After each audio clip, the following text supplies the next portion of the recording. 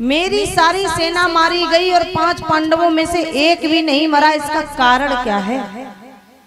यदि तुम कपट नहीं कर रहे तो एक भी पांडव क्यों नहीं मारा गया? भीष्म पितामह ने देखा कि मुझ पर दोषारोपण लग रहा है, तो भीष्म पितामह ने प्रतिज्ञा कर दी, जल लेकर के प्रतिज्ञा कर दी और कह दिया, जाओ कल के युद्ध में यदि मैंने 5 पांडवों को न मार पाया तो एक पांडव को अवश्य मार दूंगा। ये मेरी प्रतिज्ञा, अटल प्रतिज्ञा है।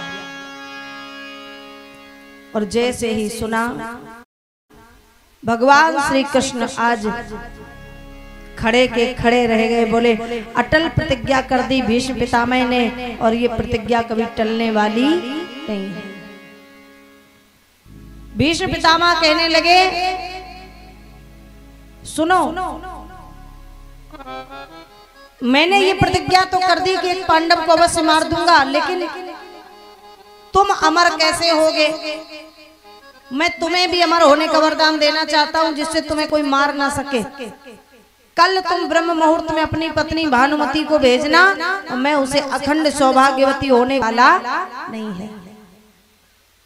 भगवान बोले, ओहो, हमसे बचोगे तब तो। इससे पहले कि दुर्योधन की पत्नी जाती आशीर्वाद लेने, भगवान श्री कृष्ण अपनी बहन द्रौपदी को लेकर के चल दिए। कौन इतना कर सकता है? परमात्मा के सिवा भला ऐसा कौन कर सकता है? भगवान रो पड़े और बोले, बहन, मैंने तुम्हें अखंड सौभाग्यवती होने का वादा किया है, जल्दी से तैयार हो जाओ और चलो। कहाँ चलना है? बोले, जहां मैं ले चलूं। बोलना कुछ नहीं। जब भीष्म पितामह तुम्हें वरदान दे दें कि उठो बेटी, तुम्हारा श्रृंगार अखंड रहे, जब तुम्हें वरदान दे दें तुम्हारा सौभाग्य अमर रहे, तब तुम घूंघट हटाना और प्रणाम करके इतना कह देना कि मेरा सुहाग अखंड कैसे हो सकता है जब आप एक पांडव को मार देंगे, और बाकी जो होगा वो बाद में मैं निपट लूंगा, तुम तो बस चली जाओ। द्रौपदी को लेकर के गए। द्रौपदी शिविर के अंदर गई, पितामह भीष्म के चरण पकड़ लिए।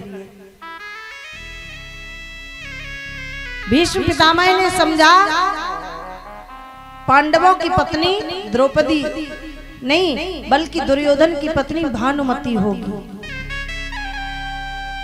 क्योंकि दुर्योधन से मेरी बात हुई है और कोई था ही नहीं, तो ये दुर्योधन की पत्नी होगी। और जैसे ही देखा सो आज आशीर्वाद दे दिया, उठो बेटी, तुम्हारा श्रृंगार अखंड रहे, उठो, तुम्हारा श्रृंगार अखंड रहे। द्रौपदी ने घूंघट हटाया और हाथ जोड़ करके प्रणाम करके मेरा श्रृंगार अखंड कैसे होगा? एक तरफ आप अटल प्रतिज्ञा करते हैं कि आप एक पांडव को मार देंगे, और दूसरी तरफ आप मुझे वरदान देते हैं कि मेरा श्रृंगार अखंड रहे। भीष्म पितामह कहने लगे, द्रौपदी तू? हाँ, पर तू यहाँ आई कैसे? अच्छा, मैं एक बात जानता हूँ कि तू आधी रात के समय में अकेली तो यहाँ नहीं आ सकती। एक स्त्री अकेली यहाँ नहीं आ सकती शिविर में। तुम्हें लेकर के कौन आया, मुझे ये बता दो। द्रौपदी कहने लगी, जो मुझे लेके आया वो बाहर खड़ा है, जाकर के मिल लो। जैसे बाहर गए, मुरली मनोहर कन्हैया खड़े हैं, बगल में चरण पादुका दबाए हुए। भीष्म पितामह देख करके रह गए और कहने लगे, वाह प्रभु वाह, तुम्हारी तो लीला ही अपरंपार है। कभी मेरे अंदर बैठ करके प्रतिज्ञा करा देते हो, और कभी द्रौपदी को वरदान दिला देते हो। समझ ही नहीं आ रहा कि तुम चाहते क्या हो। पर अच्छा किया तुमने जो वरदान द्रौपदी को दिलवा दिया, क्योंकि मैं भी यही चाहता था, पर मैं मजबूर था। पर कृष्ण याद रखना, जो भी हुआ सो हुआ, लेकिन तुमने मेरी प्रतिज्ञा तोड़वाई है, तो तुमने भी एक अटल प्रतिज्ञा करी है कि मैं अस्त्र शस्त्र नहीं उठाऊंगा। लेकिन कल के युद्ध में यदि मैंने तुम्हें अस्त्र शस्त्र ना उठवा दिए, तो मुझे भी गंगा पुत्र भीष्म कौन कहेगा। आज भगवान कहने लगे द्रौपदी चिंता ना करना, आज की बात बन गई, कल होगा तब फिर देखेंगे। चलो लेकर के गए। दुर्योधन आया अपनी पत्नी को लेकर के। भीष्म पितामह कहने लगे बेटी जहां वरदान जाना था वहां चला गया, अब मैं तुम्हें वरदान नहीं दे सकता। घमासान युद्ध हुआ। भीष्म पितामह ने ऐसे बाण मारे कि आज अर्जुन का रथ टूट गया। बाणों की वर्षा कर दी अर्जुन के ऊपर, रथ टूट गया, रथ का पहिया टूट गया, अर्जुन गिर गए जमीन में, चिल्लाने लगे प्रभु बचाओ बचाओ प्रभु। भगवान ने जब देखा अर्जुन को मरणासन हालत में, तो आज उठाया रथ का पहिया और रथ का पहिया लेकर के दौड़े आज मारने के लिए भीष्म पितामह को। सावधान भीष्म पितामह, मैं तुझे छोड़ूंगा नहीं।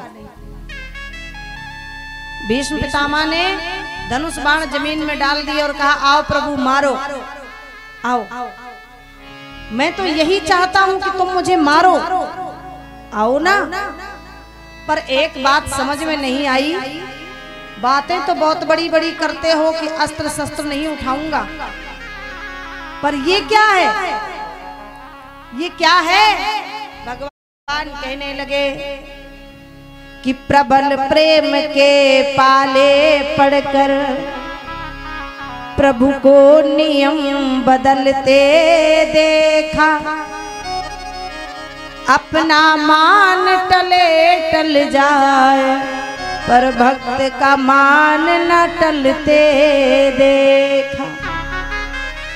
मेरा मान टल जाए कोई फर्क नहीं पड़ता, पर मेरे भक्त का मान नहीं टलना चाहिए। अहम भक्त पराधीना, मैं तो भक्तों के अधीन हूं।